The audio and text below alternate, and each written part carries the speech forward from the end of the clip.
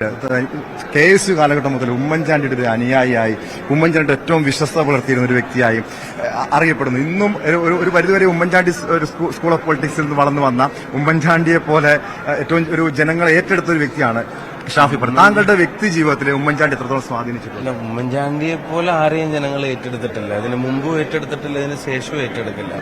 അദ്ദേഹമായിട്ട് ആർക്കും ഒരു താരതമ്യമില്ല. കാരണം ഒരു ആവശ്യങ്ങൾ വരുമ്പോഴോ ഒരു പദവിയിലിരിക്കുമ്പോഴോ അതുമായിട്ട് ബന്ധപ്പെട്ടുള്ള ഉത്തരവാദിത്തങ്ങൾ നിറവേറ്റുമ്പോൾ മാത്രം ജനങ്ങൾ ഓർത്തിരുന്ന ഒരാളല്ലല്ലോ. രാവും പകലും ഇല്ലാതെ ജീവിതം മുഴുവൻ ജനങ്ങൾ എന്ന് പറഞ്ഞ് നീക്കി വെച്ച ഒരാളല്ല. പക്ഷെ ഉമ്മൻചാണ്ടി പോലെ ആകണമെന്ന് ആഗ്രഹിക്കുന്നുണ്ടോ പൊതുവെ ഈ കോൺഗ്രസ് നേതാക്കൾ, യൂത്ത് കോൺഗ്രസ് നേതാക്കൾ? അതങ്ങനെ നടന്നാലും ആ ആഗ്രഹവും നടപ്പിലാവില്ല. അത് അങ്ങനെ അതൊരു ലൈഫ് തന്നെ പരിപൂർണമായി കമ്മിറ്റഡ് ആക്കുന്ന, ശരിക്കൊരു മുഴുവനായിട്ട് ഒഴിഞ്ഞു വെക്കാന്നൊക്കെ പറഞ്ഞാൽ പിന്നെ തികയാതെ വരും. അപ്പം നമുക്ക് ആഗ്രഹം എന്താ, ആ വഴി കൂടെ നടക്കണം എന്നുള്ളതാണ് ഞങ്ങളെപ്പോലുള്ള ആളുകളുടെ ആഗ്രഹം. ഈ ഒരു വർഷം എങ്ങനെയാ? കാരണം ഈ ഉമ്മൻചാണ്ടി ഇല്ലാത്ത ഒരു വർഷം, 2 തെരഞ്ഞെടുപ്പിന്, ഒരു ഉപതെരഞ്ഞെടുപ്പ് ഉൾപ്പെടെ 2 തെരഞ്ഞെടുപ്പിന് നേരിട്ടു. ഉമ്മൻചാണ്ടി ഇല്ലാത്ത ഒരു കേരള രാഷ്ട്രീയത്തെ അത് എങ്ങനെ നിങ്ങൾ കാണുന്നത്?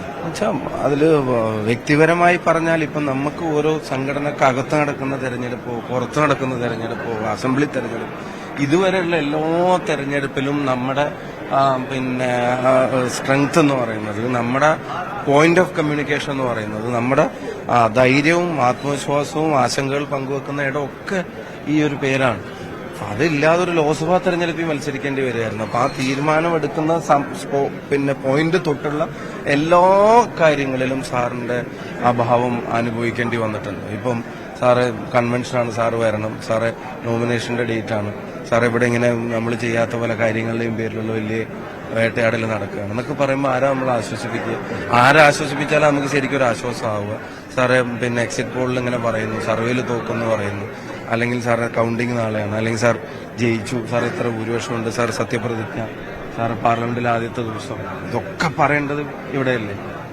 അത് ഇനിയിപ്പോ ഒരു വർഷം ആയതുകൊണ്ട് മാത്രമല്ല, അത് വർഷം എത്രയാണെങ്കിലും പിന്നെ ആ ഒരു കുറവ് അനുഭവപ്പെട്ടുകൊണ്ടേയിരിക്കും. പക്ഷെ പല കോൺഗ്രസ് നേതാക്കന്മാരും വലിയ വിമർശനം ഉന്നയിക്കുന്നുണ്ട്. സർക്കാർ വേണ്ട രീതിയിൽ ഉമ്മൻചാണ്ടിക്ക് വേണ്ടി ഒരു സ്മാരകം നിർമ്മിച്ചില്ല, അല്ലെങ്കിൽ ഉമ്മൻചാണ്ടി ഓർക്കുന്നില്ല, ഉമ്മൻചാണ്ടിയുടെ പേര് പോലും എതിരാളികൾ ഭയക്കുന്നുണ്ട്.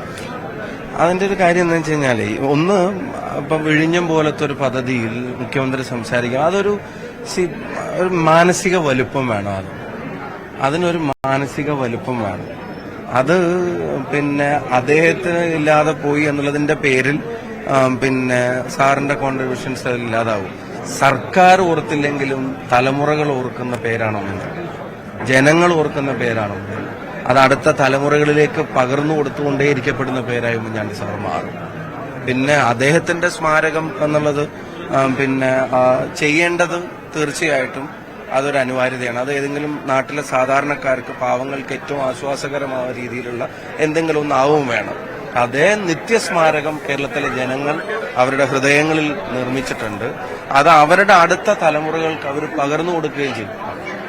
ആ ഒരു ബന്ധത്തിന്റെ കഥ തുടരുക തന്നെ ചെയ്യും.